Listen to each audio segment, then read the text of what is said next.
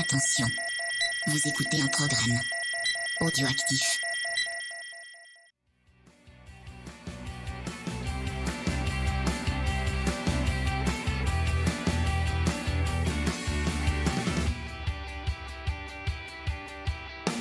Salut à tous, on se retrouve pour le numéro 42 de C'est qui en pôle, donc pour clôturer la tournée Outre-mer de cette saison 2018, c'est avec la course de Sepong et tout le monde est là ce soir. Comment ça va, Pierre ? Ça peut aller.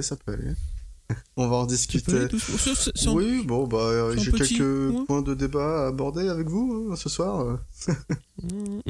Bon, alors Steph, t'es là aussi ? Ouais, mais c'est marrant qu'on enregistre un soir où il n'y a pas eu de course. J'ai répondu à l'appel, hein, je veux dire. On va parler bécane, c'est pas mal. Ouais. Allons-y. Qu'est-ce qui s'est passé alors ? Donc, il y avait quand même une course, puisqu'il y a eu un concours pour les goodies, et c'est Julien qui a gagné les goodies, donc mis en jeu avec la bécannerie, et aussi au coin du pneu, et évidemment, ce qui nous reste de goodies pour cette année. Steph, tu nous parles d'un numéro 42 ? Je vais déjà vous parler du numéro 42, parce que vous n'êtes pas sans savoir, et là je m'adresse aussi à un auditoire que j'espère supérieur, que le cardinal de notre auditoire est supérieur à 3, vu qu'il y a déjà nous 3 qui écoutons. Le numéro 42, c'est la réponse à la grande question sur la vie, l'univers et le reste, dans le guide du voyageur galactique, qui, alors à la base, est un livre qui est une fable qui n'aurait pas déplu au Monty Python, où l'absurde le dispute à la SF. Et en fait, c'est devenu un running gag chez les geeks, si bien que Xavier Niel, adoré ou détesté, c'est selon, dont on peut rappeler le côté geek, a appelé son école de winner numérique 42. Je dis qu'il est geek parce qu'il faut quand même pas oublier qu'il a débuté en faisant du Minitel Rose, et pour moi ça n'est pas une tare. et aussi, c'est ce que j'adore dans le principe, c'est qu'il a hacké le 3611 que nous avons connu. Désolé pour Pierre, peut-être qu'il n'a pas tapoté 3611. Ceux qui sont vieux comme nous se souviendront que le 3611, au début, t'avais les minutes gratuites, je sais plus si c'était 2 ou 5. C'était l'annuaire, le 3611, et il s'est servi de ça pour faire une batterie de trucs qui se connectaient en rafale pendant quelques minutes pour faire l'annuaire inversé, c'est-à-dire qu'il tapait tous les numéros, il chopait les noms, et il s'est construit une database d'annuaire inversé. Voilà, merci. Donc c'est un filou, le Xavier Niel.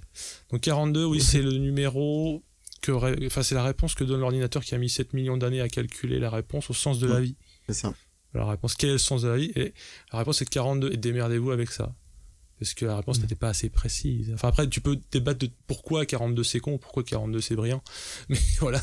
Donc, je précise que nous ne sommes pas sans savoir que c'est une vanne récurrente. Donc, 42, ça, c'est fait. Comme on donc, dit. c'est l'âge du capitaine aussi. Aussi, c'est tout, en fait. C'est la réponse universelle. Donc, dès que tu sais pas et que t'es coincé, tu dis pas je sais pas, tu dis 42. Et si la personne ne rit pas, tu la gifles. Voilà. C'est comme ça que ça se passe. Tu la gifles métaphoriquement, bien sûr. Oui. La personne verra le dédain dans ton regard, un peu comme mon chat quand il me regarde. La personne saura qu'il faut qu'elle déguerpisse. Donc, désolé pour cette espèce de off-road. Hein. Un autre numéro 42, peut-être un petit peu moins universel, mais bien connu de nous et des aficionados du MotoGP, je pense, c'est Alex Rins, de son nom complet, Alex Rins Navarro. Là, je fais aussi un clin d'œil au yeuve. Navarro, j'écoute. Les mulets. Mais si, TF1, tout ça. Bah si. Roger Hanin et tout, putain. Roger Hanin, qualité VHS, tout. Oui. Alors, Alex Rins Navarro est né le 8 décembre 1995 à Barcelone. Alors oui, c'est un espagnol, mais sauf que celui-là m'est sympathique. C'est incroyable. Bon, pour l'instant. Nous verrons, mais il m'a l'air bien sympa cet homme-là. Pour dresser un palmarès, ou du moins son pédigré, il a débuté en 2012 en Moto 3, et il attendra l'année suivante, donc 2013, pour ouvrir son palmarès. Et cette année-là, donc, il gagne à Austin, deuxième rendez-vous de l'année, il me semble.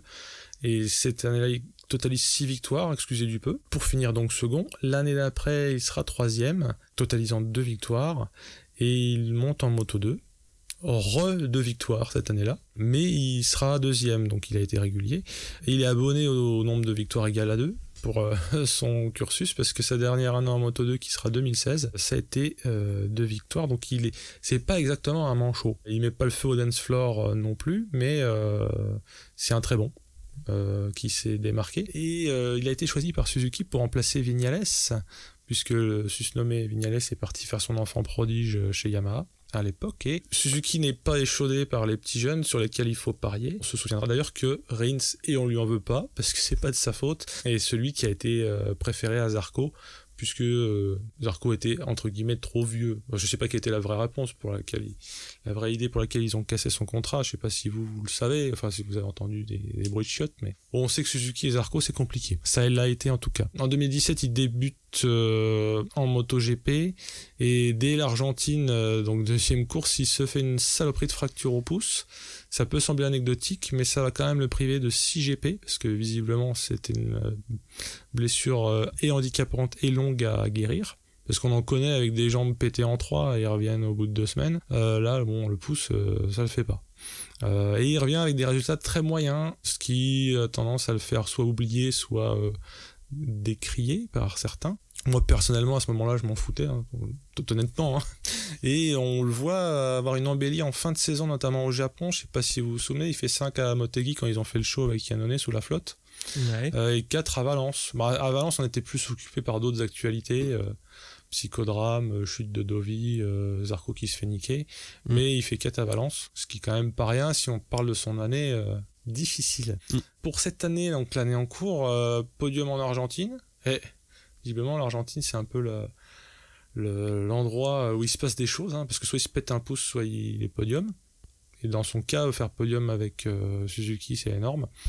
5e au Mugello, 2e à Assen, alors je vous fais les highlights, et 3e à Motegi, et quand il est pas dans le top 5, par contre il est soit dans le ventre mou, soit il se bourre, parce qu'il a quand même pas mal, alors je sais pas s'il se bourre ou s'il a des casses, mais il a pas fini tant de courses que ça finalement si on regarde en dézoomé sur l'année, mais si tu regardes vraiment les toutes dernières courses, on peut dire que il est en phase ascendante solide en plus. C'est-à-dire que c'est pas le coup de chance.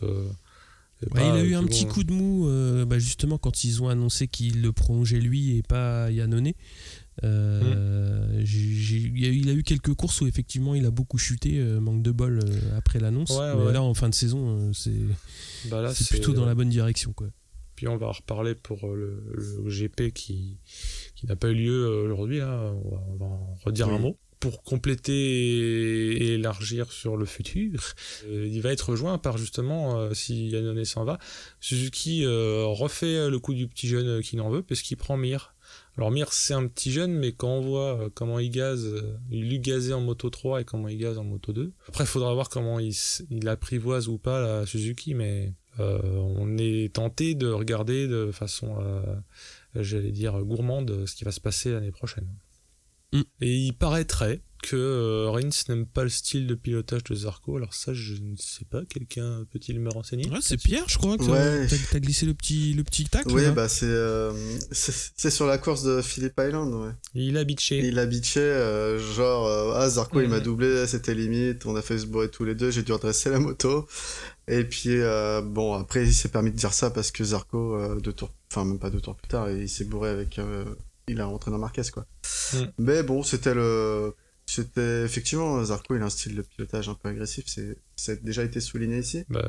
C'est-à-dire qu'il double, donc effectivement ça peut ne pas plaire à ceux qui sont doublés. Non, mais ça me fait penser aussi à j'ai fait une petite Lorenzic, mais qui a cicatrisé assez vite. Mais c'était pas une charge violente, c'était juste histoire de dire non, mais c'est vrai que je suis comme toi, Rins, pour l'instant en tout cas c'est un personnage que j'apprécie, qui m'est pas antipathique en tout cas, et qui est bosseur, discret, souriant, enfin le gendre parfait, quoi. Ouais, c'est ça.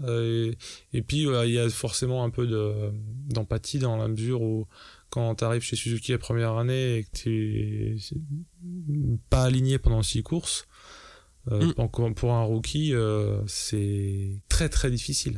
J'en ai fini pour... On passe aux petites news alors. Donc en Moto E, il y a eu une annonce. Donc Bradley Smith va rouler avec l'équipe SICK Petronas en Moto E, et en plus donc il va être pilote essayeur Aprilia. Ça avait déjà été annoncé. Steph, une petite remarque? Oui, moi je suis saucé par le championnat Moto E parce que je regardais ça d'un air dubitatif.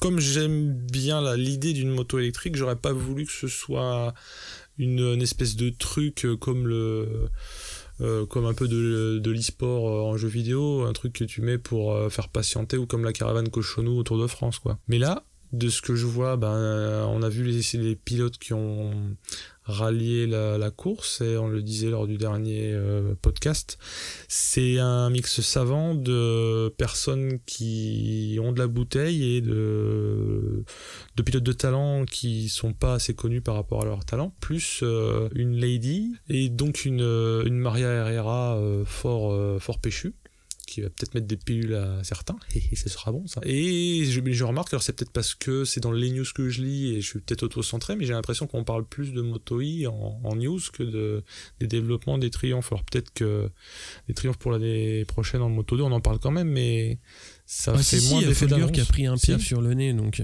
ah oui, non, mais c'est effectivement. Mais c'est, oui, à part les faits divers et la revue de l'ornithologue, je n'ai pas entendu chasseurs français, des chasseurs français. Mais ça, c'est pour les petites annonces matrimoniales. Donc je suis bien chaud là, je suis bien chaud. En Moto 3, donc on a Max Biaggi qui lance son team l'année prochaine, et ce sera Aaron Canet sur KTM qui va intégrer cette équipe. Et Nicolo Antonelli fait son retour de blessure pour cette course de Sepang. Pierre, des petites news Moto 2? Oui, donc on a Rémi Gardner qui roulera les 2 prochaines saisons sous les couleurs du team SAG Racing Team, avec son coéquipier qui sera Tetsuta Nagashima. Du coup, Rémi Gardner, on sait qu'il roule aujourd'hui chez Tech 3, voilà. Du coup, on a également des petites news côté notre Italien favori. Je parle pas de Rossi, je ne parle pas de Dovi, je parle de Fenati. Donc ça a l'air de se tasser un peu ces problèmes, on va dire, de scandale et de justice, parce que la fédération italienne a dans un premier temps donc réduit sa suspension de licence. Donc en fait, au lieu d'être suspendu 8 mois comme initialement prévu, l'Italien a bénéficié d'une réduction de peine car il n'a pas cherché à nier sa responsabilité en tout cas, et du coup il a reconnu son erreur. Il est donc suspendu seulement 5 mois et 10 jours, soit une sanction active jusqu'au 21 février 2019. Et quand on sait que la première course du championnat reprend le 10 mars 2019, du coup, on se dit que tout est jouable. Surtout que dans le même temps, je crois que c'est nos confrères de Motosport qui nous apprenaient que le team MV Agusta Forward Racing, qui devait engager Romano Fenati l'année prochaine, avant de casser son contrat, pensait donc à le réengager. Au final, je pense que ils ont peut-être pas trouvé de pilote qui voulait rejoindre leur team, ou c'était un peu compliqué de s'y prendre à ce moment-là, je sais pas. Du coup, rien n'est fait, mais en tout cas, les portes s'ouvrent un peu plus pour revoir Fenati l'année prochaine en MotoGP, enfin en Moto 2, on va dire, même si rien n'est fait. Voilà, votre avis sur la situation? Ouais, bah, moi je trouve que de toute façon on verra. Je crois que là on n'en est plus à la 2e chance, il doit en être à sa 3e ou 4e, mais bon, ça n'empêche pas de le revoir. S'il sait se maîtriser, ça on verra, ça sera à lui de le prouver maintenant. Ce qui est bizarre, c'est que il y avait beaucoup de médias pour relayer le fait quand il y avait un fait de course entre guillemets assez atypique, et c'est une news qui a pas fait énormément de bruit, je trouve. Donc c'est ça qui est un petit peu bizarre, c'est quand il s'agit d'enfoncer un pilote, ça va assez vite. Par contre, quand il s'agit de revenir un petit peu sur ce qui s'est passé plus tard,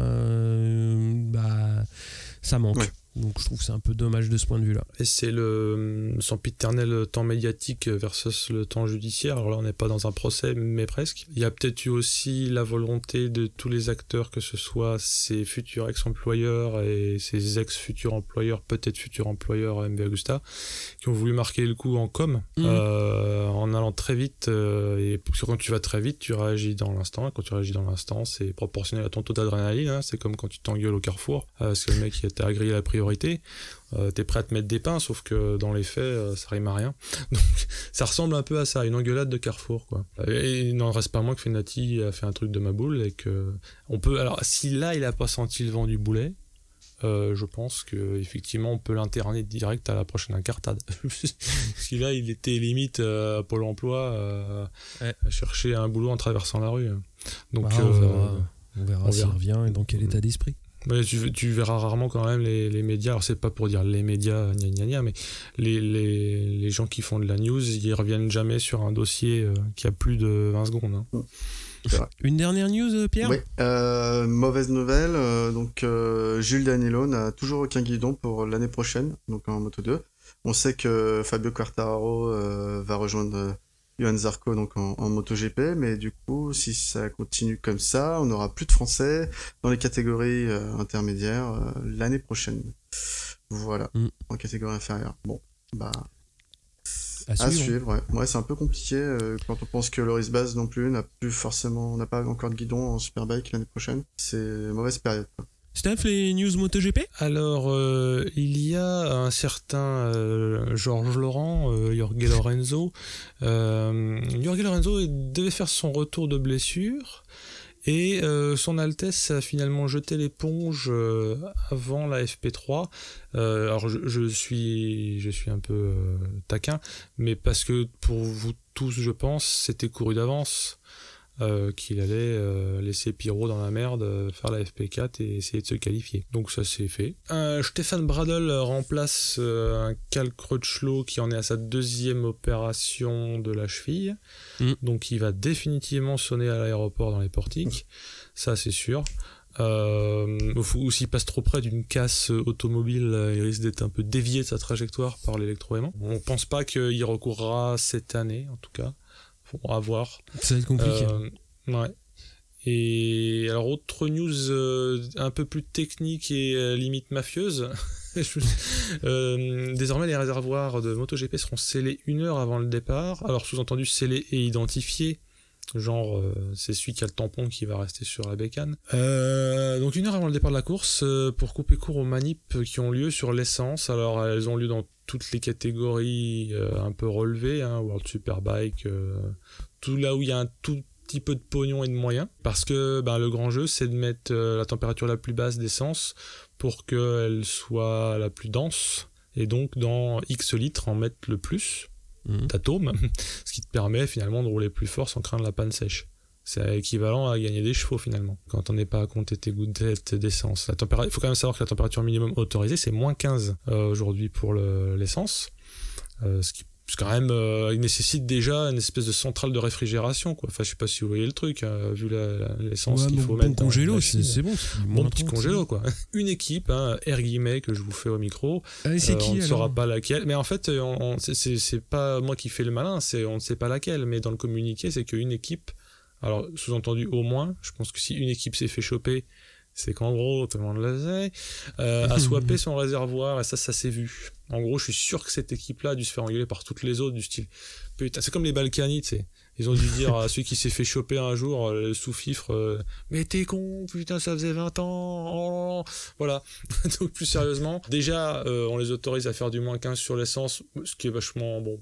Je trouve ça déjà chelou. Mais là, maintenant, c'est fini de jouer, quoi. Dans les tractations, ce qui se fait rare ces dernières années, 2 constructeurs se seraient mis d'accord pour qu'un transfuge, un obscur transfuge, c'est sa prochaine moto à Valence. Parce qu'on sait que ça a été refusé à l'époque, je sais plus de qui vers qui, et c'est Yamaha qui avait refusé à Ducati, que ça se passe comme ça. Ouais, c'est ça. Ça me rappelle les choses. Hein. Georges Laurent, encore lui, c'est plus vicieux que ça. Ah oui, c'est plus vicieux que ça. C'est-à-dire qu'en général, ils autorisent Valence pour faire des photos, etc., pour que la Dorna puisse vendre les images, etc., etc.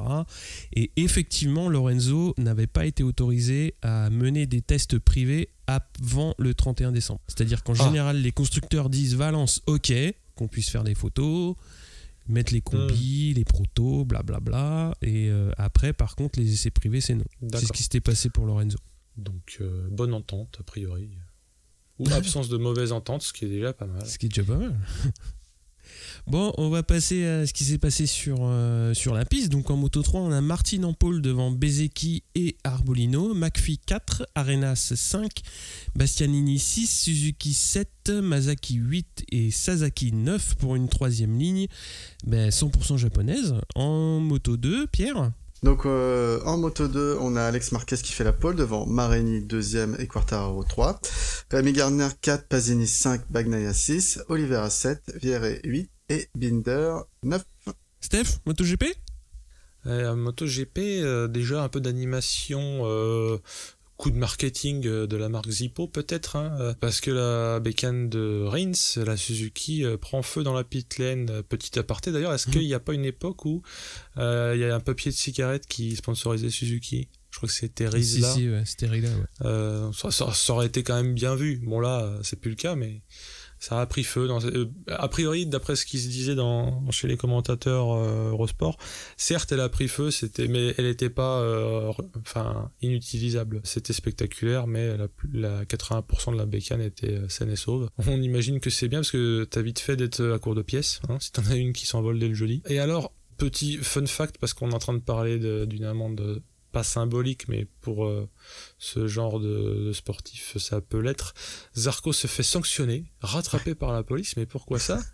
Pour avoir fait son tour de reconnaissance du circuit à scooter, 1 000 € d'amende. C'est bizarre, non, parce qu'a priori, je l'apprends avec cette news, sont acceptés pour faire le tour de reconnaissance uniquement les vélos et les pieds comme moyen de locomotion. Je crois qu'une dérogation a été signée pour un pilote espagnol dont on n'a pas révélé le nom, pour une chaise à porteur, parce que comme il avait son manteau d'hermine et sa canne ornée d'un diamant, pour fêter, pour faire valoir son 3e titre MotoGP qu'il a eu il y a longtemps, c'est un chaise à porteur. Et alors Lorenzo, c'est ça ? Ah oui, un certain Lorenzo doit renoncer à l'issue de la journée du vendredi. Bon, ça on l'avait déjà dit, n'est-ce pas ? Oui, ce bon Lorenzo n'a pas pu faire des essais concluants parce qu'en FP2 et en FP1 et FP2 il était à la cave. Il était même dans la crypte à 5 secondes de Rins en FP2. Donc il est remplacé à partir de la FP3 par un Pirot qui fera ce qu'il pourra. Et la FP4, d'habitude, elle sert à tester plutôt la course et à recevoir des gens dans la cabine de commentateurs chez Eurosport, genre Taramasso pour les Michelin. Mais sauf que là, elle sert aussi à voir que la pluie arrive. Alors elle arrive à la genre mousson, parce que c'est pas tiens le ciel se couvre, j'ai 4 gouttes sur ma visière, machin, c'est rideau de flotte. Enfin, pour être plus précis, ça fait chuter quand même Vignales, Abraham et Torres qui se font surprendre parce qu'une partie du circuit commence déjà à être bien humide. Et Torres, il a un peu la malédiction que moi j'appellerais le karma d'Avintia, parce qu'on se souvient qu'ils ont saccagé Ponson, on le rappelle encore une fois. Mais bon, c'est pas la faute de ce pauvre Torres qui se pète le pouce, donc il se fait une rince, courra pas le dimanche, donc Avintia est amputé d'un de ses 2 joyaux, parce qu'il restera quand même Abraham, ce qui est quand même un bon espoir de victoire. Et donc non, mais pour parler vraiment sérieusement cette fois-ci, il y a un peu le mousson gate, à savoir que comme ils ont voulu foutre le MotoGP, du moins la course, enfin les qualifs après le Moto 2, alors que d'habitude c'est l'inverse, mécaniquement ils se sont retrouvés à l'heure usuelle de la flotte. En cette saison, quand il pleut à cause de la mousson, c'est à cette heure-là, un peu comme l'heure du thé chez les Anglais, quoi. Si vous suivez un peu la psychose post-Silverstone, parce que désormais il y a une jurisprudence Silverstone, tout le monde commençait à se dire, tout le monde, il n'y a pas que les commentateurs qui étaient là pour faire mousser, tout le paddock était à se dire, demain c'est la même. C'est-à-dire que si on court à la même heure, on va se prendre la même sauce. Bizarrement, assez vite, a été décidé de changer les horaires. Alors, en gros, on a ravancé tout le monde d'1 heure, si je dis pas d'annerie. De 2 heures. 2 heures. De 2 heures, excusez-moi. Tout a été ravancé de 2 heures. Alors, ce qui n'a pas aidé les paupières et les valises sous les yeux des Français qui sont les pauvres chats que vous avez réveillés. Le chat, j'adore réveiller mon chat. Mais c'est maintenant, la tournée est finie, je risque de plus y arriver à réveiller mon chat. Potron Minet, non, là c'est pas gagné que ça recommence. La Q1 a failli pas se faire. En fait, il y a un moment où tout le monde a cru que ça allait se jouer aux positions qui étaient figées post FP3, ce qui a arrangé beaucoup Vignales parce que déjà il aime pas la pluie et d'autre part il était en tête des timings. Bon, pour le coup ça court quand même. La BM sort timidement pour voir si elle va pouvoir rouler dans ces conditions là, donc on essaie déjà de voir si une voiture peut rouler, après on verra si on y met des motos. La Q1 se court quand même et Bautista et Espargaro sont les plus rapides dans ces conditions on ne peut plus piégeuses. Il passe en Q2 et Ciarine, l'enfant du pays, lui il boit le calice jusqu'à la ligne parce qu'il finit en toute dernière position. Donc ça fait jamais plaisir, et ça fait d'autant moins plaisir quand c'est dans ton GP national. La ferveur du public n'a pas suffi. Surtout qu'étonnamment, normalement il est surnommé le poisson, si je me trompe pas. El Pescao, El Pescao, il est censé doser sous la pluie. Mais bon, c'est plus facile à dire qu'à faire. Est-ce la pression, est-ce autre chose ? Fouillaïaï. Donc on a de la peine pour ce pauvre homme, mais que j'aime bien par ailleurs, parce qu'il est fort sympathique. Pour la Q2, la partie des braves, trajectoire toujours mouillée, alors en plus selon les zones du circuit c'est plus ou moins mouillé, donc c'est le casse-tête ultime. Et Marquez n'a peur de rien visiblement, c'est un peu comme les petits mômes de 4 ans qui dévalent les pistes noires en ski, quoi. 1 seconde et demie plus rapide que tout le monde, alors certes sous la pluie, mais bon, commence à devenir une manie ce truc là. Il va chuter à 5 minutes de la fin, ça aussi c'est une manie, perte de l'avant, ramène la moto au stand et il repart quand même si a priori c'était pas, c'est pas que c'était pas utile, mais bon, courageux, voire téméraire. Iannone fera les frais de la présence de Marquez parce qu'il est gêné par le susnommé Marquez qui a priori ne l'a pas vu. Zarco pendant ce temps toujours concentré prend la 2e place et Pepe Rossi lui rechoure la 2e place. Et Dovi va faire une Thalasso bain de boue. Malheureusement c'était dans un tour lancé qui était bon, donc ça fera pas ses affaires. Et en toute fin en fait, maître du suspense qu'il est, Zarco vient améliorer pour reprendre la 2e place. Donc on a Rossi qui est 3e, Iannone 4e, Dovi 5 après ses malheurs, Miller 6, Petrucci 7, Rins 8 et Bautista 9. Et alors suite à l'épisode Marquez-Iannone, l'Espagnol va être sanctionné et perdre 6 places sur la grille. Donc mécaniquement, première place à Zarco. Alors là s'ouvre la question, assez technique si j'ose dire, est-ce qu'on peut parler de pole dans ce cas-là ? Parce que le très renseigné Off Bikes qui a fait la tournée Outre-mer, qui était sur place, nous fait savoir que donc Marquez garde sa pole, mais est rétrogradé de 6 places. Et comme Michel Turcot considère Off Bikes comme le docteur des données et des facts, je pense que je vais me ranger à son avis. Je sais pas ce que vous en pensez. Donc techniquement la pole est à Marquez, mais la première place sur la grille est pour Zarco. Ça doit compter dans les stats à la fin, effectivement. C'est ça. Ça compte dans les stats, ça compte aussi dans le BMW Award pour la bagnole pour gagner la M5. Ouais, mais dis donc, est-ce que dans ce cas-là, Lorenzo, il a gardé sa pole à Silverstone ? C'était la question à deux. Je pense que oui. Dans ce cas-là, oui, parce que si on considère la pole comme un événement décorrélé de tout le reste, oui. Oui. Tant mieux. Il n'en a pas profité parce que ça s'est pas couru, mais. Ouais. Mais... Tu sais, Marquez qui a encore chouré la M5 cette année, je crois. Ouais. Il a des montres, il a des bagnoles, on dirait un trafiquant du 9-3, le mec. Non, mais c'est là, est-ce que Tissot file des montres, je sais plus à qui, c'est le gens qui ont la pole, là. Oui. Donc c'est cool. Mais ça me rappelle la pub de Georges Laurent pour les montres. Il faudra retrouver sur YouTube quand il a une gonzesse sous chaque bras. Ça vaut son pesant de cacahuètes. Bon, j'arrête là. On passe aux courses ? Yes. Donc en Moto 3, ça part bien pour Bezzecchi et Martin qui mènent la meute devant Arenas, Arbolino et McPhee. La piste est encore un peu humide par endroits, puisque bon, il y a eu le warm-up en tout début de matinée, mais ça devrait vite sécher. Martin décroche quelque peu, mais reste dans le top 5. On a Vietti qui chute alors qu'il était 3e et bien placé pour se montrer une nouvelle fois aux avant-postes. Au 4e tour, alors le bout de ligne droite est très très tendu entre Binder et Bezzecchi. L'Italien doit sortir très large et redescend en 6e position.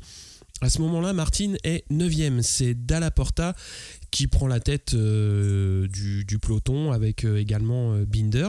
Bezzecchi doit remonter en tête pour maintenir ses chances au général. Et ça va aller à la touchette avec Arbolino. On a Canet qui se replace aussi aux avant-postes. Et il va y avoir une chute entre Foggia, McPhee et Lopez à 10 tours de l'arrivée. On a donc Bezzecchi en tête et Martin 7e.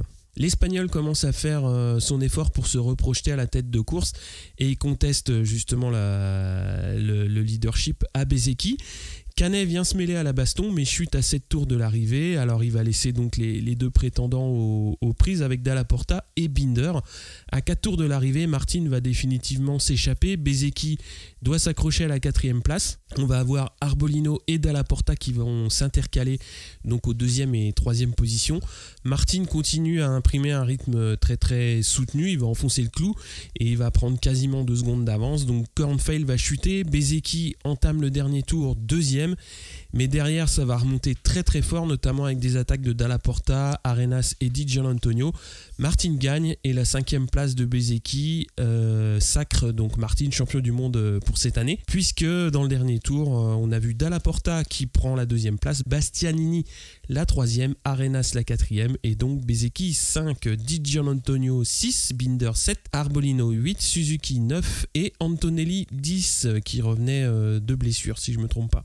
On a une belle image de Rossi qui vient faire un gros câlin à Bezzecchi parce que bon bah faut bien le consoler d'avoir perdu le titre.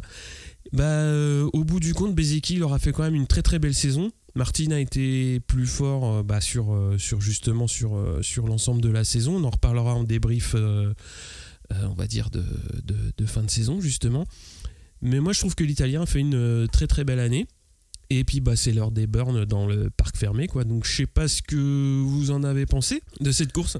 Mais ça c'est taxé quand même. Il faut quand même dire que quand t'aimes la baston de parking de supermarché avec les mobs et les trucs de paille là, ça y va quoi. Ça n'hésite pas. Ouais, c'était chouette. Puis Martin il a bien géré sa course. Moi j'ai trouvé qu'il était un petit peu trop dans le ventre mou au début, ce qui pouvait éventuellement être dangereux en cas de chute, parce que ça touchait quand même, ça frottait quand même assez fort, un peu plus que d'habitude. Mais après voilà, quand il a commencé à prendre les commandes là, il était inarrêtable et donc voilà, maintenant c'est plié. Voilà. C'est comme Mir l'année dernière, ce que je retiens parce que mon cerveau a quand même compris 2-3 choses de ce que j'ai vu, c'est que dans une catégorie comme la Moto 3 où il est extrêmement dur de faire la différence, on n'arrête pas de parler d'aspi, de rouler en paquet. Martin il est dans le ventre au moins un moment et après je sais pas qu'il décide de gagner, tout le monde décide de gagner, il y en a qu'un qui gagne, mais il arrive, il se pointe et il gagne et c'est pas un hasard ni un fait de course ni de la chance. Donc de ce point de vue là, tout comme l'année dernière, c'est fort dans une catégorie très resserrée pouvoir faire la différence. C'est un peu comme au tennis, les Fantastic Four sont géniaux comme tous ceux du top 10 ou même du top 20, mais il y a le truc en plus. Hey, j'ai enfoncé une porte ouverte là. Bah oui. On passe au Moto 2 non, c'est bon. Alors, course Moto 2, donc c'est parti. On a Quartararo qui rentre très très fort dans le premier virage et il rentre premier, mais trop vite justement et il est loin de prendre la bonne trajectoire, sort trop large. Donc c'est Marini qui se glisse alors en tête devant son coéquipier Bagnaia et Oliveira. Rémi Gardner et Pasini suivent juste derrière. Marini va commencer à creuser l'écart sur ses poursuivants, alors qu'Oliveira tente une première passe d'armes sur Bagnaia, qui va le reprendre aussitôt pour la seconde place. Iker Lecuona va chuter dans le peloton, donc on a Rémi Gardner sur sa Tech 3 Mistral qui fait des belles choses. C'est un peu le chant du cygne pour cette moto qui ne verra pas la catégorie l'année prochaine. Donc Quartararo ensuite tente de remonter et force beaucoup. Il fait des erreurs et vient toucher Baldassarri notamment sans conséquence pour les deux pilotes. Devant, ça bouge quand Pasini passe Gardner, mais Marini est toujours devant Bagnaia et Oliveira. Marquez va passer également Rémi Gardner qui va perdre l'avant ensuite. Comme à Phillip Island, alors qu'il est dans le top 6, il chute tout seul. Xavi Cardelus va chuter également. Oliveira va enfin passer Bagnaia pour la 2, alors que Marini a presque une seconde d'avance devant eux. Pasini, Marquez, Baldassarri, Quartararo suivent dans cet ordre. Tetsuya Nagashima chute, suivi également de Niki Tully peu après, donc pas mal de chutes dans cette catégorie, et des chutes, on va dire, toutes seules, sans contact ni rien. Oliveira, de son côté, a lâché Bagnaia et remonte sur Marini, qui avait pris presque 3 secondes d'avance à ce moment-là, et Augusto Fernandez va chuter également, alors qu'il était 8ème. Marquez va perdre du temps et du terrain, et Fabio va finir par le passer pour la 6ème place. Marini finit vainqueur devant Oliveira et Bagnaia. On a Pasini 4, Quartararo 5, Baldassarri 6. Bagnaia est donc titré champion du monde sur cette 3ème place. Et Marini signe ici sa première victoire dans cette catégorie. On a une petite anecdote que Steph va noter, donc je vais lui laisser la raconter sur la célébration du team. Oui. Bah, en fait, j'ai vu le paravent, je me suis dit, ils nous font un truc d'après-course, et là je me suis souvenu que la Team Sky, c'est aussi VR46, et on sait que Rossi est plus que célèbre pour ses célébrations d'après-course, aussi marrante que chambreuse que parfois ma boule. Donc là, le coup du paravent, je me suis dit, il a step up, hein, en fait. C'est-à-dire que là, c'est industriel. Les gars, ils ramènent le paravent, ils sont en train de préparer un truc. Mais je m'attendais à un truc ma boule, tu sais, genre... je sais même pas le French Cancan, mais qui sort du gâteau. Non, là, ce qu'ils ont fait, c'est grand malade, c'est qu'ils avaient une livrée adhésive pour maquiller la moto aux couleurs du nouveau champion en noir et or avec marqué 1 dessus. La combi qui va bien. Qui va bien, le casque, tout va bien. Le seul truc qui est pas allé bien, c'est qu'ils ont jamais réussi à faire redémarrer la bécane. Alors ça me fout mal. Ça semblerait que ce soit une panne d'essence. Donc dans ce cas-là, ça veut dire qu'il a eu chaud. Parce que il a même pas fait un tour d'honneur, Pépère. Donc imagine en rétro-pédale, imagine le scénar, le gars, il se fait une Zarco, là. Il finit dans les tréfonds du classement. Bah, c'est pas la même. Ouais, enfin, après, je pense que c'est compliqué de la redémarrer quand effectivement t'as plus du tout d'essence ou que t'es vraiment très limite, mais je pense qu'une fois qu'elle est lancée, peut-être qu'elle aurait pu finir sur ce qui restait dans la durée. Et là, vu qu'ils l'ont arrêté, pour la redémarrer, c'était mort. Non, mais je me suis fait un plan ambiance dans la tête. Bon, donc on signale ça, et Marini qui nous fait mentir, hein, comme il l'avait fait précédemment, puisqu'il avait fini la précédente course en manquant de gagner. Donc voilà, il a suivi nos conseils. Hein.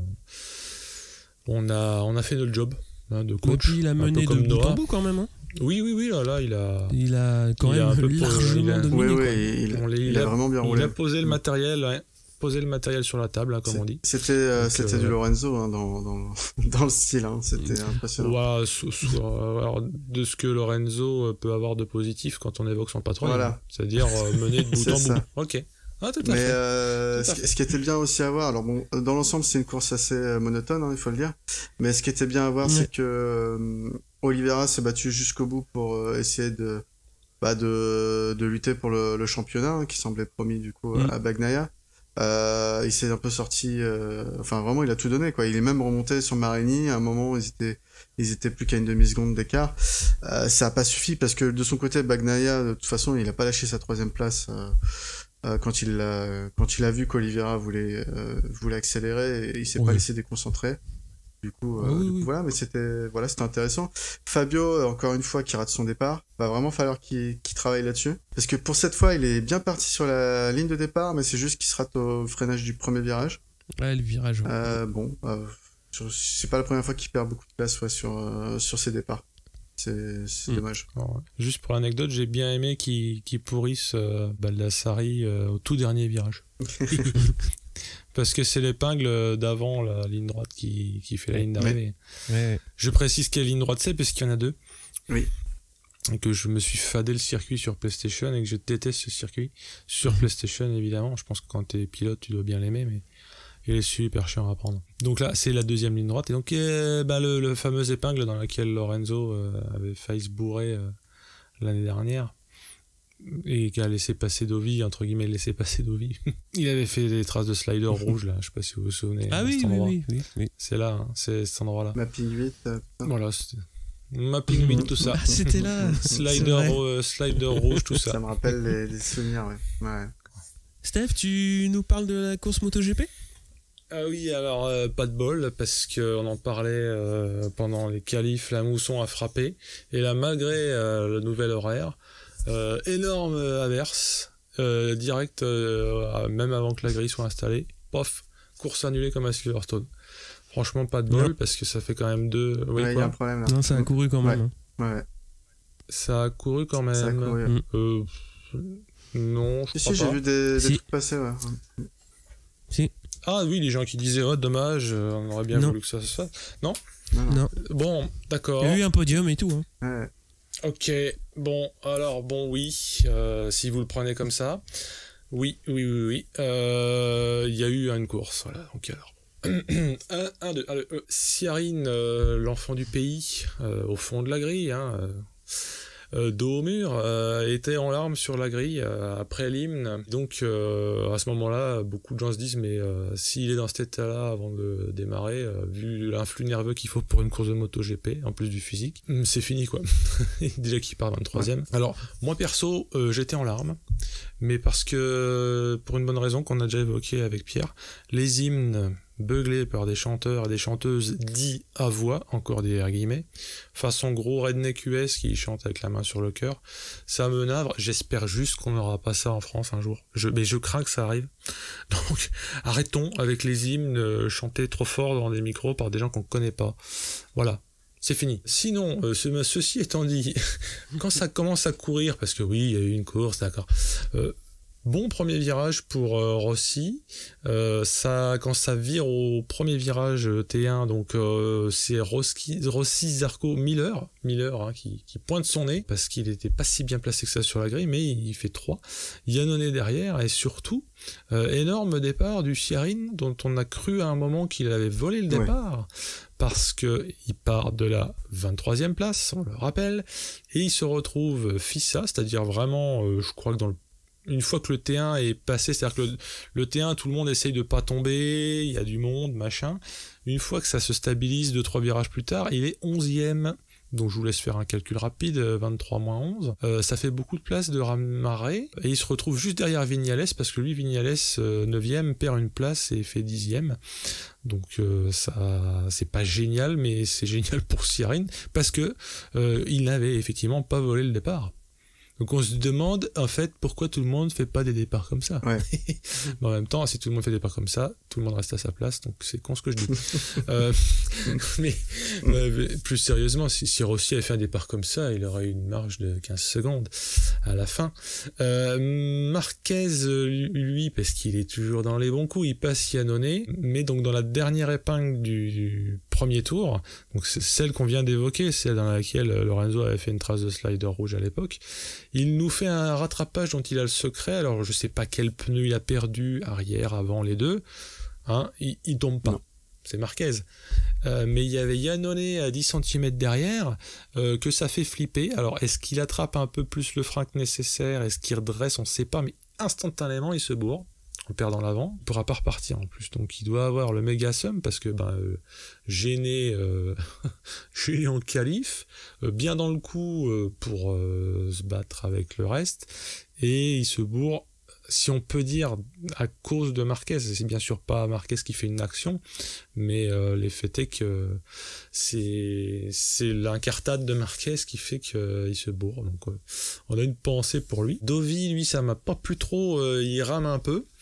Alors pour vous donner une idée du fait qu'il rame, Pedrosa lui chatouille le top case. C'est-à-dire que, pour vous donner une image vraiment aux gens qui seraient plus qui ont du mal à comprendre, si vous connaissez le tennis, c'est comme si Benoît Paire braquait Federer, tu vois, ou limite lui prend un 7.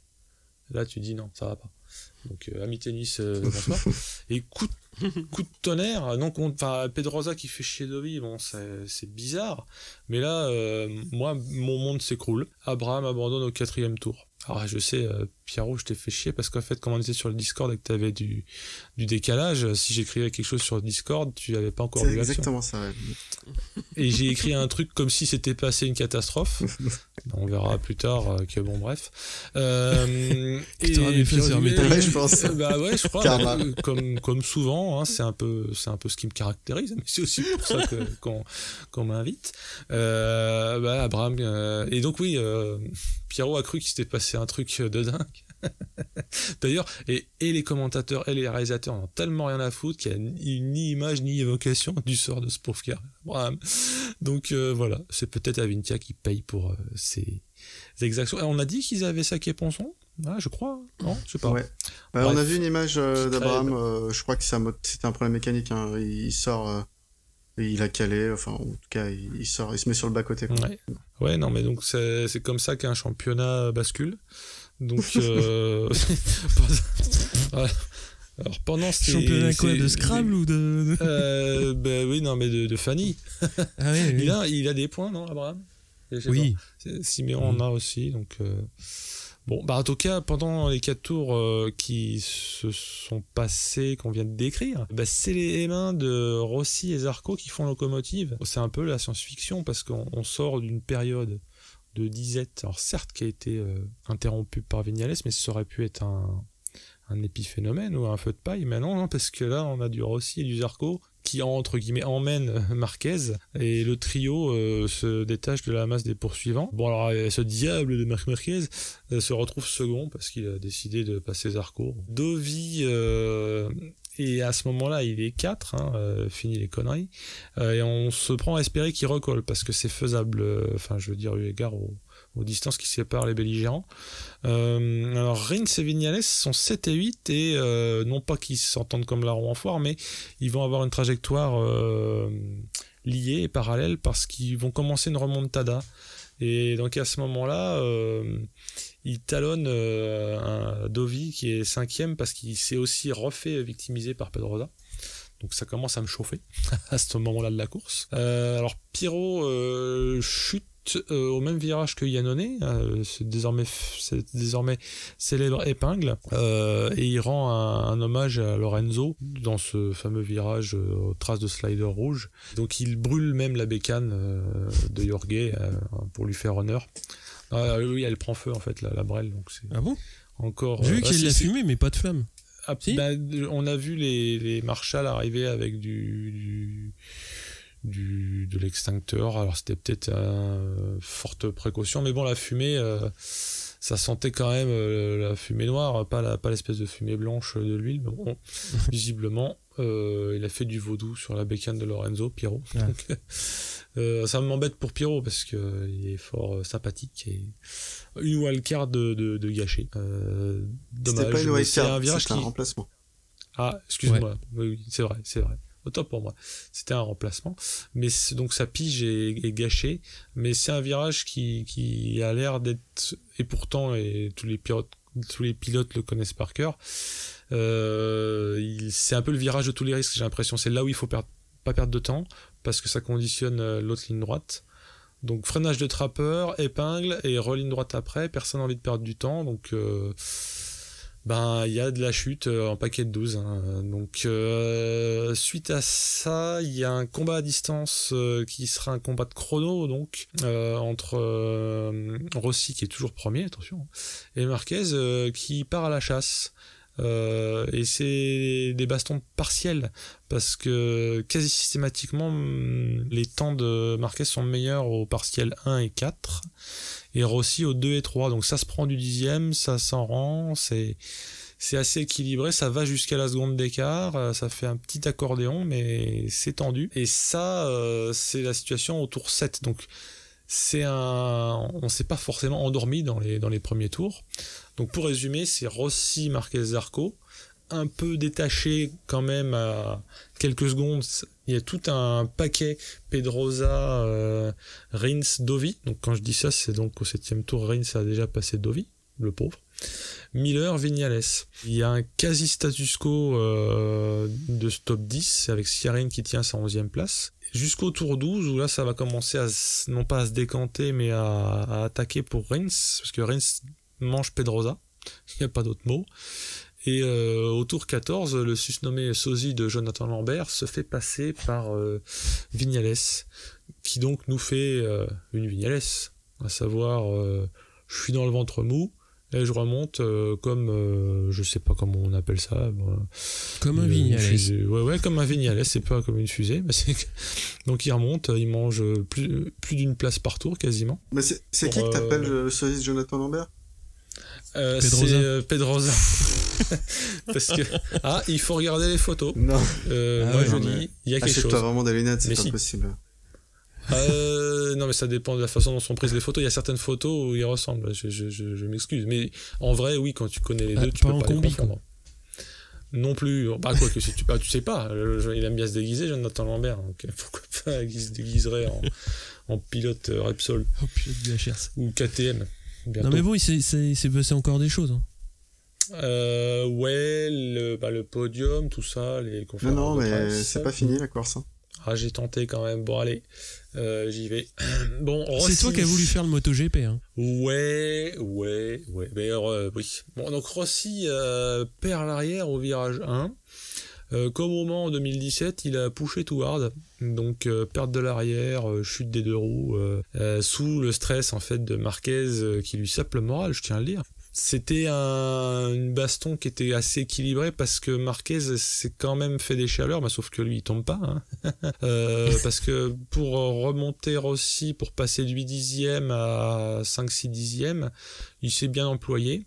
Et donc Rossi se sachant chasser et ayant peur qu'il reste des pneus à Marquez, je pense il a pushé too hard, donc il est tombé. C'était un peu une Federer Nadal avec Nadal qui gagne. Ça me ravit autant d'ailleurs. Donc dans les 2 derniers tours, Rins recolle Zarco. Donc, déjà que j'étais contrarié, mais alors on vient nous emmerder parce que mécaniquement donc Zarco est 2. Et Rins le recolle, mais en fait c'est pas injuste parce que en interview d'après course assez sereinement Zarco dit qu'à ce moment-là Rins tourne 5 dixièmes de mieux, donc tu peux même pas essayer de résister, ce qu'il a donc pas essayé de faire pour éviter le drame, et il a dit qu'en essayant de pas se faire lâcher voire de le repasser, il a manqué de se bourrer, donc il a assuré sa 3e place sur le tour et demi qui restait. Mais Rins il est à la fois fort et il choisit bien son moment. Alors, tout le monde peut se dire oui, s'il avait été remonté avant, oui, mais après il restait quand même Marquez, quoi. Ouais, oui. C'est pas la même limonade. C'est pas que Zarco soit facile à passer, mais puis il y avait Marquez, 4 secondes et demie. Oui, pour donc aller chercher Marquez. Donc, voilà. Mais moi je trouve ça déjà miraculeux qu'il revienne d'où il est venu pour faire ça, pour faire 2. Puis Viñales, on a presque l'habitude en fait. Donc qu'il soit remonté au moins aussi fort que Rins. Donc le résultat final, c'est Marquez, Rins et Zarco pour le podium. Viñales au pied du podium quand on sait qu'il part 9, qu'il galère dans les 10e places et qu'après il remonte. Pedrosa, pas encore mort, hein. Dovi, c'est pas génial pour ce qu'il avait de potentiel, et Bautista juste derrière Dovi, donc il continue de bien gazer parce que là il était de retour sur son matériel d'occasion, donc il a non mais c'est une GP N-2 non 17 non 17 -1. Non N-1, ah bon, autant pour moi, bref, mais c'est pas celle qu'il avait oui, c'est la même que Miller, les clés, c'est la même que Miller, ouais. Mais donc les Ducati n'ont pas été à la fête et lui il a fait le dos rond comme Dovi visiblement. Ouais. Alors je m'attendais pas à ce que les Ducati soient autant en galère, mais bon, on saura peut-être s'il y a eu des problèmes, je ne sais pas. On va plutôt parler de choses qui sont positifs. Sciarrin fait 10 parce qu'il a tenu sa place tout au long du GP, ce qui n'est pas rien, c'est quasiment une victoire en soi, hein, parce que c'est un peu comme ça qu'il l'a fêté post-course. Ouais. Bon, aussi parce qu'il y avait son public de partout, puis sa famille, donc pleurage, mais là parce qu'il a fini et qu'il a fait une très belle course. Et Scott Yolo Redding qui est bon dernier. Donc là voilà, maintenant avec notre métrique du bac à gravier, il lui reste son bac à gravier d'écart avec Rossi, puisque Rossi arrive à terminer devant lui. Alors techniquement, c'était pas du gravier, mais on va appeler ça un bac. Hein. Siméon et Lutti, je tiens quand même à le signaler, un peu comme les Américains avec la casquette militaire sur le cœur, en regardant vers le ciel. Ils quitteront le MotoGP en pouvant se vanter à leur descendance éventuelle d'avoir devancé Rossi à Sepang, mais sans autre forme d'info. Allez, mic drop, on n'en parle plus jamais. Et j'avais une remarque qui n'engage peut-être que moi, mais si tu photoshopes bien la figure de Rossi, parce qu'il faut quand même évidemment crever l'abcès quand il se bourre au premier virage, on dirait du Big Air en freestyle de motocross, la figure dite de Superman. Je sais pas si vous avez vu, mais quand il commence à faire un tourniquet avec sa brelle, à un moment il est allongé comme s'il faisait une pose lascive de Kate Winslet dans Titanic. Dessine-moi comme une de tes filles françaises, là, mal traduit. Et en fait, ça m'a fait penser à la figure du Superman en motocross. Oui, il reste accroché. Le conducteur, donc c'est assez joli. Le parallèle Titanic, Valentino Rossi, fallait le tenter quand même. Ouais, mais comme l'a dit des proches, qu'il a sûrement emprunté à Wilde, l'humour et la politesse du désespoir. Et qu'est-ce que je me suis marré. Voilà, donc oui, Rossi, tout ça a perdu. Enfin, perdu, non, il a chuté. Mais on verra après, on pourra aussi en reparler, que c'était globalement positif, si on peut dire.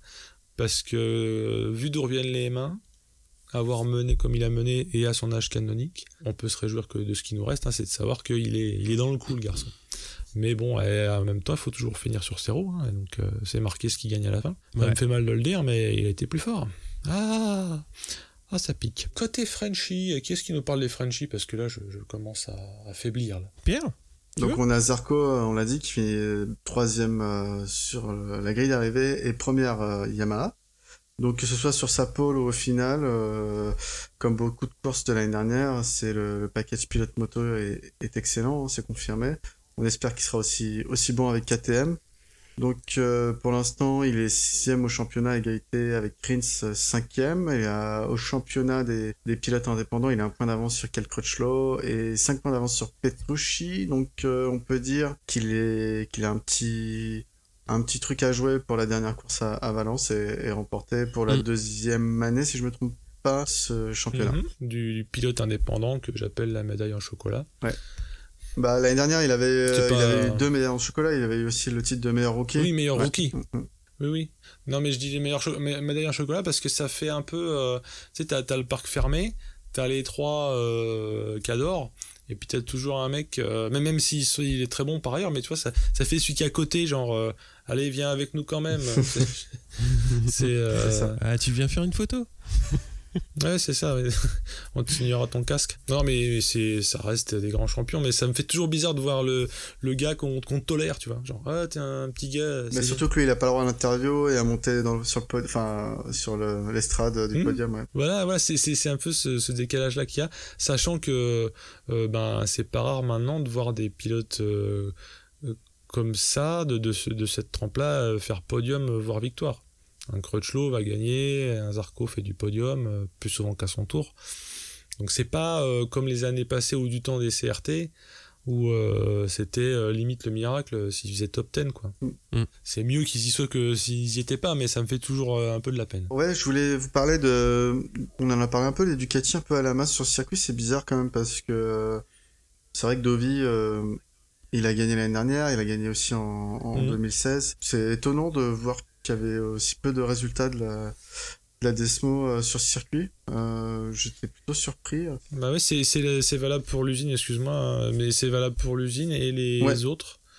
Parce que Miller, bien qu'ayant montré le bout de son nez, il n'a pas fini à une place génialissime, Petrucci non plus. Donc c'est globalement les Ducati qui sont pas dans le game sur cette course-là, en tout cas. Et alors, qui contraste même carrément avec le fait que les M1 qu'on avait enterrés, assez rare, oui, moi je peux dire que je les avais enterrés pour cette année, sur une piste casse-couille comme tout, et pas que sur PlayStation pour les motos, les M1 plus que briller. Oui. Non, mais c'est étonnant parce que tu regardes Phillip Island, la Ducati, elles sont bien sorties, contrairement à d'habitude. Et cette fois à Sepang, alors que c'est la Ducati normalement qui est censée avoir plus de facilité, c'est les Yamaha qui étaient plutôt performantes. Donc bon, après il y a Marc Marquez qui s'en sort toujours avec son package, lui, mais oui, voilà. Mais... Ça, c'est la constante. Ouais, c'est ça. Mais ouais, donc c'était le premier point que je voulais discuter avec vous. Bon, assez étrange. Bon, j'espère que ça va pas... Ils ont pas trop changé l'ADN de la moto, ce qui fait qu'on va perdre le côté un peu explosif en ligne droite. On verra ça l'année prochaine. Après, tu le verras un petit peu plus tôt, parce que je crois que Pirot, il va courir à Valence avec le proto de la 19, je crois. Ah. Je crois que c'est prévu comme ça. Ouais. Ah, c'est marrant parce qu'ils en sont à mettre des bâches quand les motos tombent et tout. Et là, les mecs, ils viennent montrer la prochaine moto. Forcément que tout le monde va la zioter, quoi. C'est un peu ça, je pense. Bah oui, mais bon. Si elle court. Ou c'est peut-être pour troller tout le monde. Wow. Et qu'en fait, c'est pas du tout la moto de 19. Je sais pas. Ah non, mais je savais pas qu'ils allaient aligner la GP19. Tu sais, ça a l'air d'être un peu comme lors de la guerre froide, chacun avait la plus grosse bombe, quoi. Genre, attention, la mienne, elle fait 15 mégatonnes. Et là, pouf, ils sortent le matos. Ah bah tant mieux. Bah, je serai aux aguets. On espère que Off-Bikes pourra faire des... À mon avis, je crois que les photographes, ils vont se faire bastonner à coups de batte de baseball en alu s'ils s'approchent à moins de 100 mètres de la GP19. Mais... Non, bah elle sera dans le paddock, hein, comme toutes les autres. Hein. Bah oui, mais c'est là où tu vois que des fois, il y a des clichés, des étriers... Personne ne sait ce qu'il y a dans la lunchbox, ça fait 2 ans qu'elle est au cul de la Ducat. C'est pas faux. Même Off-Bike, il nous a pas sorti d'infos là-dessus. Même les pilotes, ils savent pas, en fait. C'est bien possible. Bon, d'après Pirot, c'est peut-être juste une boîte à sandwich quand il a un petit... Eh oui. Ouais, un petit creux. Je te dis pas s'ils l'ont pas ouvert depuis 2 ans, quoi. Le carnage. En discussion post-course, qui a mis ce titre-là, Lorenzo? Alors le titre... J'assume pas, ça doit être Steph, je pense. Ah non, mais moi je l'assume totalement et je pense que vous êtes content que je fasse le rôle de la personne ordurière. Le titre, c'est Lorenzo le gros con. Alors, on pourrait dire, oui, mais il y a plein de raisons. Non, mais il est pas con en plus. Non, mais sa connerie est grosse. Enfin, le connard, quoi, doré sur tranche. Parce que, alors je m'explique, enfin, je fais une exégèse, mais je pense que vous allez m'emboîter le pas, parce que vous n'êtes pas les derniers non plus, hein, qu'on le sache. Visiblement, il travaille déjà pour Honda parce qu'il se pointe encore blessé à Motegi. A priori, et c'est peut-être la Commedia dell'arte, mais il n'aurait prévenu personne. Repart se faire opérer en Espagne, donc là on est encore en train de parler d'un aller-retour inutile. Peut-être que le champagne est bon dans la classe business c'est peut-être ça. Je sais pas, Airlines, Rapace Airlines, mais et donc comme c'est impossible de le remplacer au pied levé, il a fait perdre l'occasion à Ducati d'aligner quelqu'un, de faire tourner une moto, quoi. Exactement. Ouais. Alors d'aucuns ont dit, dont je faisais partie, peut-être que Ducati avait personne à foutre sur la bécane et il fallait faire semblant qu'ils essayaient pour pas se faire rattraper par le règlement, je ne sais pas. Alors là je vais faire mon pilier de bistrot, payer 12,5 millions par an, je sais pas quelle devise, dollars, euros, on s'en fout, mais visiblement pas assez pour avoir un forfait SMS illimité pour l'Australie et prévenir l'employeur. Moi perso, si j'ai un arrêt de travail, j'envoie l'affiche 2 exemplaires pour la CPAM et 1 pour l'employeur. Visiblement, ça fonctionne pas comme ça. Donc, c'était serré pour Ducati, mais ils ont réussi à le remplacer avec Bautista, ce qui est d'ailleurs une bonne pioche, comme on l'a vu à Phillip Island, qui a été donc obligé d'être déraciné de son team, le pauvre Bautista. Alors à Sepang, il débarque, donc nous on avait une moue sceptique, enfin moi personnellement, toujours pas apte. Quelle surprise! Mais bon, Ducati on lui fait pas. Pirot avait fait ses valises et était venu dans le paddock et donc il va faire quand même les FP jusqu'au bout de ce qui était possible de faire pour en fait lâcher le guidon, et de toute façon ce pauvre Pirot chutera en course, donc là ça change pas grand chose. Et si on parle de la course constructeur, Ducati a perdu des gros points dans cette pantalonnade. Mais moi en fait, si j'avais mis Lorenzo le gros con, c'est certes parce qu'il a fait un peu son monstre du Loch Ness, je me montre pas, mais c'est surtout que il a sorti une saloperie digne des pires belles-mères, tu sais, dans les vacheries que les belles-mères peuvent sortir sur les belles filles. Sur Twitter, alors je resitue, Dovi interviewé par un journaliste à propos du psychodrame qui se passe avec Lorenzo, pas Lorenzo, ont répondu en substance c'est toujours un peu bizarre ce qui peut se passer avec certains pilotes Ducati. Alors, tout le monde aura compris qu'ils trouvent que le comportement de Lorenzo est pourri. C'est une manière de dire, c'est pas normal. A priori, moi, j'ai pas vu plus de choses, mais certes, ça peut ne pas faire plaisir à Lorenzo, mais on sait déjà qu'ils se sont un peu semi-clashés, sa page de morale, etc.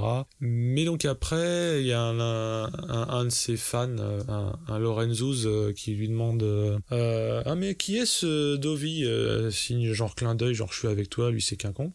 Et celle-là, en Lorenzo de répondre c'est un champion du monde, 3 petits points en 125. Alors le problème, monsieur Lorenzo, c'est que quand on veut faire du passif-agressif, il faut qu'il y ait un peu de passif. Parce que là, ça s'est vu que tu l'as méprisé.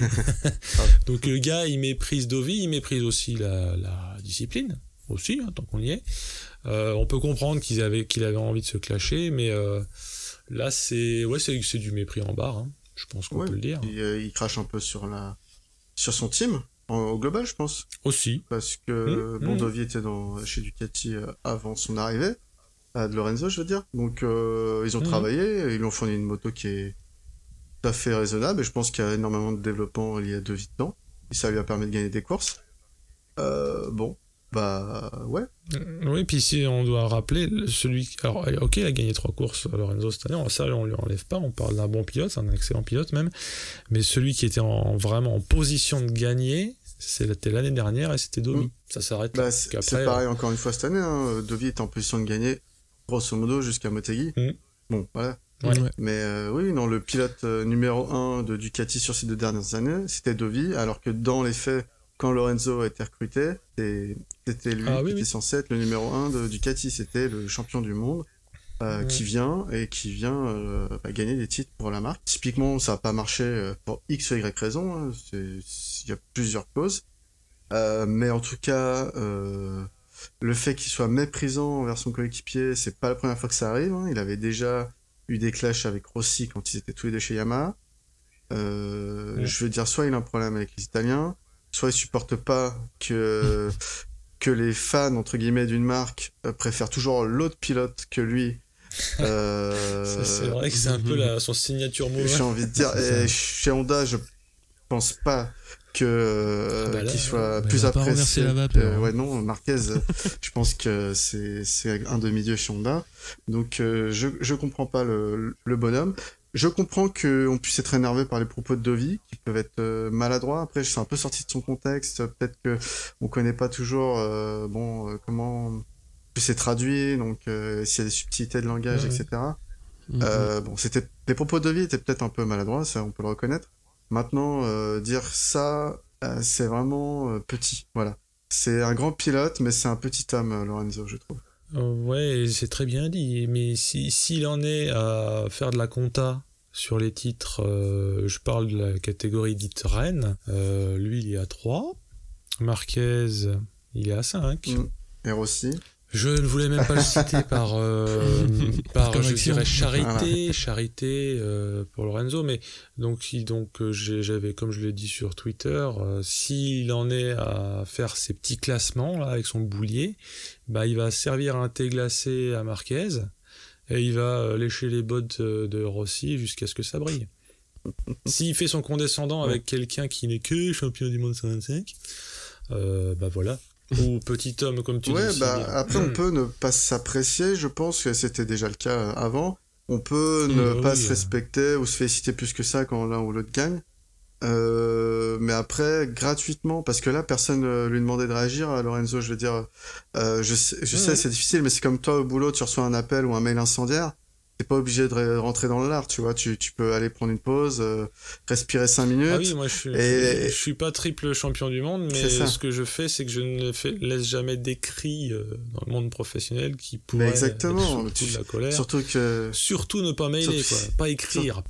Surtout que c'est dans la sphère publique, t'es suivi par des millions de gens. Mais exactement. Et forcément, ça va nuire à ton image. T'as envie de prouver quoi, je sais pas, tu te laisses pas marcher dessus, mais c'est nul. Parle-en à Loris Baz, avec le saucisson de taureau, quoi. C'est ça. Donc, c'est le problème. Hein. Bon, du coup, j'étais très fâché, ouais. Ouais, vas-y, Cyril. Après, moi, le plus gênant dans l'affaire, moi ce qui me gêne le plus, c'est de voir comment il massacre sa fin de saison, quoi. Parce que bon, ok, il est blessé, il a peut-être tenté un retour trop tôt quand il est revenu là, mais c'est un massacre total de fin de saison. Et en gros, c'est depuis qu'il a signé chez Honda, il était reparti sur une bonne dynamique qui l'a amené quand même faire des pôles, gagner des courses, c'était nettement mieux. Et là, la fin de saison, je trouve c'est guignolesque, quoi. Ouais, bah. Autant Phillip Island, ça pouvait se tenter, et puis là, s'il voit que ça passe pas, il fait pas ce qu'il a fait. Ouais, c'est ça, ouais. Autant sportivement, il n'aura pas apporté ce qu'il était censé apporter, même s'il a il a gagné des courses. Autant, on va dire, médiatiquement, il aurait pu rester comme un pilote, voilà, et il a pas réussi comme Rossi n'a pas réussi avec Ducati, et puis voilà, on se quitte en bons termes, merci, au revoir.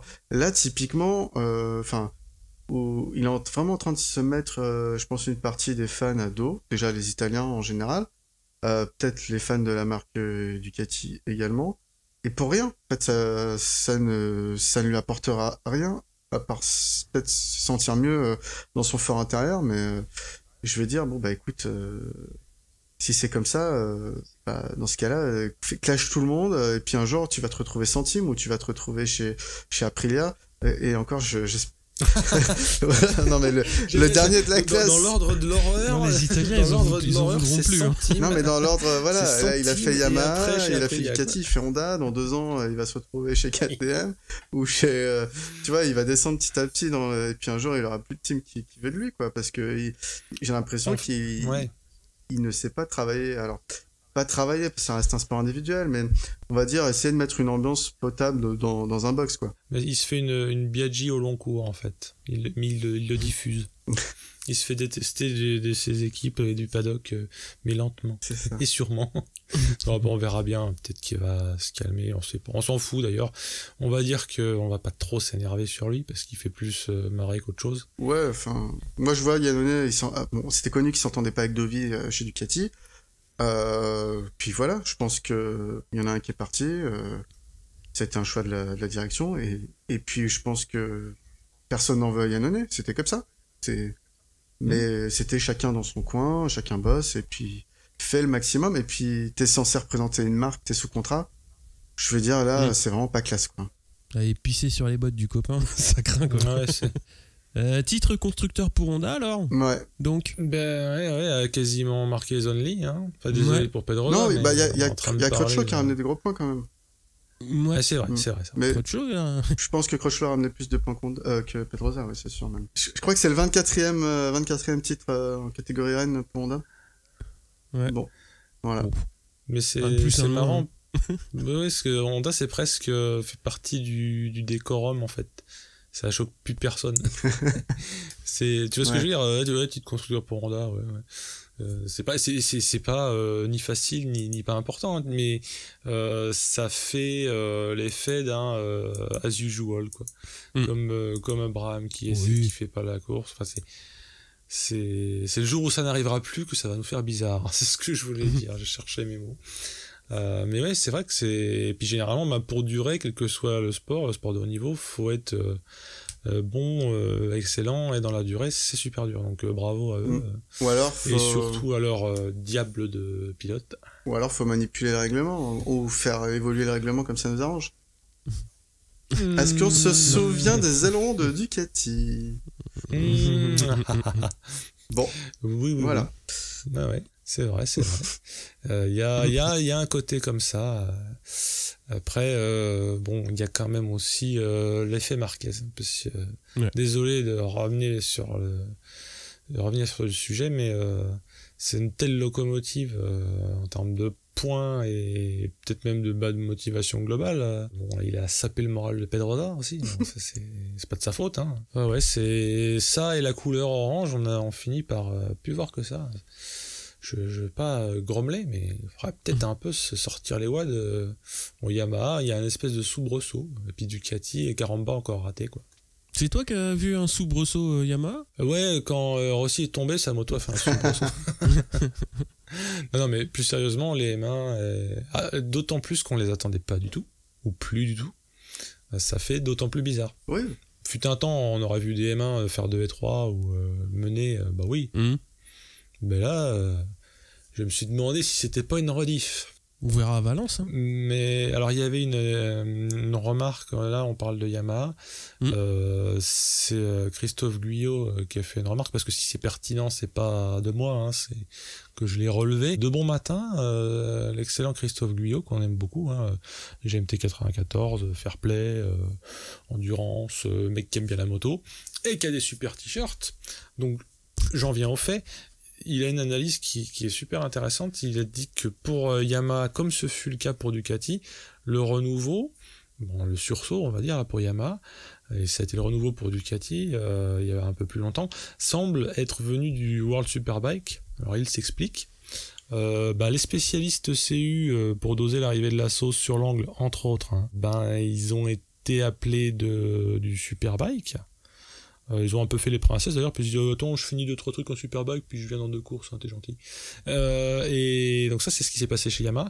Et Tardozzi, il faut se rappeler que c'était l'homme du Superbike historique, même si je puis dire, des 15 dernières années minimum. Tardozzi donc est venu chez Ducati pour muscler le jeu de Ducati MotoGP. Donc le Superbike n'est pas un sous-genre, moi j'en suis persuadé, je veux dire, hein, mais c'est un championnat qui a des teams et des technos qui sont rivales du MotoGP en termes de compétences. Et autre point que moi qui me réjouit, alors là on en parlera sûrement aussi dans un prochain podcast, mais l'année prochaine les rookies ça va être croustillant. Parce qu'effectivement, Eurosport faisait un point sur la nouvelle grille, enfin pas la nouvelle grille, mais les nouvelles équipes. On parle donc en tant que nouveau de Bagnaia, Quartararo, Cocorico, Mir et Oliveira, et ces 4-là, ce sont pas des peintres. Bagnaia, voilà, hein, il vient de s'illustrer. Oliveira aussi. Et bon, Quartararo, donc oui, ces gens-là, ces 4-là, hein, ce sont pas des gens qui ont acheté leur guidon, ni pas ramener des sponsors, ou je sais pas quoi, ou intriguer avec une fédération de quelconque nation, je pense pas. Ça a peut-être joué à un moment, mais c'est les pilotes qui sont embauchés, pas leurs sponsors ni leurs copains. Et alors certes, Quartararo, il est un peu loin au classement, mais cette année, il gagne 2 courses. Alors vous allez me dire, il est disqualifié, mais on est d'accord que techniquement, il est fini premier pendant 2 courses. C'est peut-être le moins étincelant, Quartararo, de ce quatuor que je viens de citer. Mais ça sera super intéressant de voir ce que donnent ces 4 corps-là plongés dans l'univers MotoGP. Peut-être qu'on aura des mauvaises surprises, je le souhaite pas, mais il y a des gens chez qui ça marche. Zarco, ça a été une énorme surprise de voir à quel point ça a marché dès la première année. Donc on peut se dire que parmi ces... oui, non mais comme il est tombé, ça m'embête toujours, mais oui, parce que X tours en course en tête, mais si tu veux, par rapport à son année de rookie, je pense que les superlatifs ont été utilisés, mais il y avait de quoi. Enfin, c'était exceptionnel. Parmi les 4 qu'on vient de citer, il y en a peut-être un chez qui les neurones et le poignet vont se connecter plus vite que chez les autres, ou même chez certains autres vieux de la vieille, Espargaro, etc., qui sont là depuis que le précambrien, quoi. Donc ouais, je suis... Et puis il y a aussi Zarco chez KTM, mais bon, ça... Ne nous enflammons pas. T'anticipes. J'anticipe. Non, mais ça veut dire que à l'aune de ce qui s'est passé là dans les championnats moto 2 et 3 déjà, je suis impatient, c'est rien de le dire, de voir ce que feront les rookies. Alors personnellement, moi je m'interdis de m'enflammer sur les essais d'avant-saison, parce que l'histoire a montré que ça veut tout dire et son contraire. Vignales à l'époque qui avait dosé tout le monde, hein, limite écœuré les gens chez Yamaha, puis après il les a écœurés, mais pour d'autres raisons, quoi. Enfin non, il les a pas écœurés, mais tu vois, il a pas eu les résultats qui étaient à la hauteur de ce que tout le monde avait la bouche en cul de poule en train de dire c'est incroyable. On passe au point championnat, puisque de toute façon maintenant c'est joué en Moto 3, Moto 2, Moto GP. Moto 3, Martin 240, Basicki 214, Di Giannantonio 205, donc Martin est champion et ça va se battre pour la place de vice-champion. encore. Moto 2, Bagnaia 304, Oliveira 272, Binder 201, Quartararo 10e avec 128 points, Bagnaia champion. Et MotoGP, Marquez 321, Dovizioso 220, Rossi 195, Viñales 4e 193. On a Zarco 6e ex-aequo, enfin 5e ex-aequo, avec du coup on a dit Rins. Avec Rins. Oui, du coup 6e, 149 points.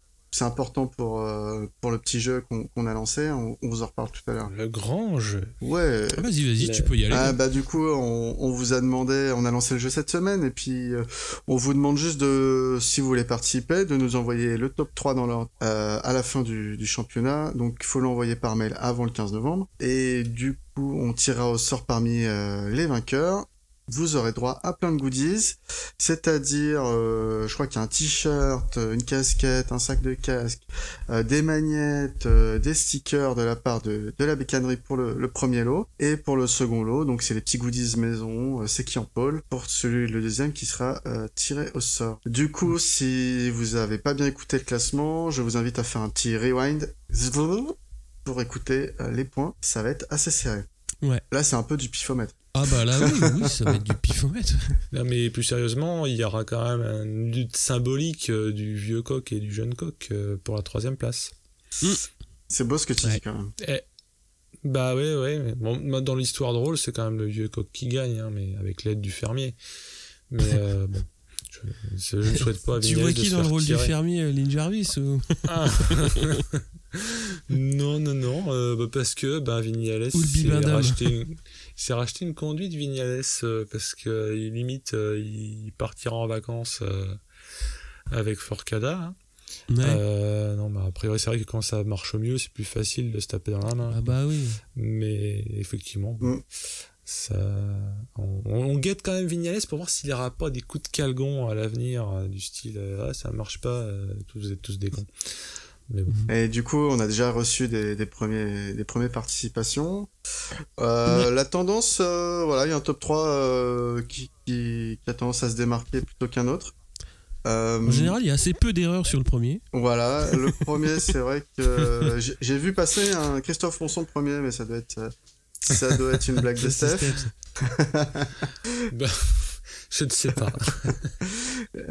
Mais sinon, il y a une tendance forte et puis il y a voilà. Donc, oubliez pas, avant le 15 novembre, c'est avant le 15 novembre inclus ou pas, Cyril ? Avant le 15 novembre exclu. Exclu. Donc, avant la première journée à Valence. Donc, la première journée où il y a les conférences de presse. C'est ça. Ouais. Du coup, mercredi 14 novembre, minuit, vous pouvez participer. Envoyez-nous juste un petit mail avec le top 3. Et si vous êtes tiré au sort, on vous recontactera pour vous envoyer les goodies. Sur ce, messieurs, c'est l'heure de clôturer, hein. Ouais, donc il nous reste une petite course à faire et puis on peut prendre des vacances, c'est ça ? Je crois que ça va être ça, quoique... Ouais, on va... Ouais, enfin, vacances, je sais pas. On verra. Quoi ? On bosse toute l'année, on n'a même pas droit à des vacances ? Non, mais c'est quoi ce job ? Des vacances, ça dépend ce que t'appelles des vacances. Patron, c'est pas moi le patron, les gars. Donc pourquoi vous m'avez fait signer un contrat de travail, quoi ? Non, mais n'importe quoi, les gens. Non, y a rien signé, justement. Bon, sur ce, à la prochaine. Salut à toutes et à tous. Allez, ciao.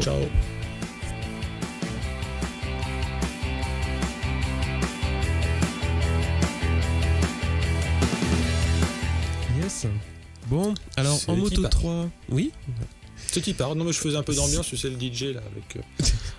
Il n'y a pas de boule à facettes. Non, il n'y a pas la queue du Mickey. Non. Bon. Non. Bah si, après le Moto 2, je trouve qu'il y a une belle queue du Mickey en Moto 2. Oui. Suzuki n'a pas peur de prendre des petits jeunes, un peu comme les prêtres. Et ça passe ou pas ? Non. Non, vous n'avez pas le droit, non. Bon, ouais.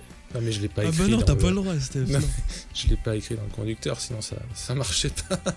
Bon, spécial dédicace aux oreilles chastes.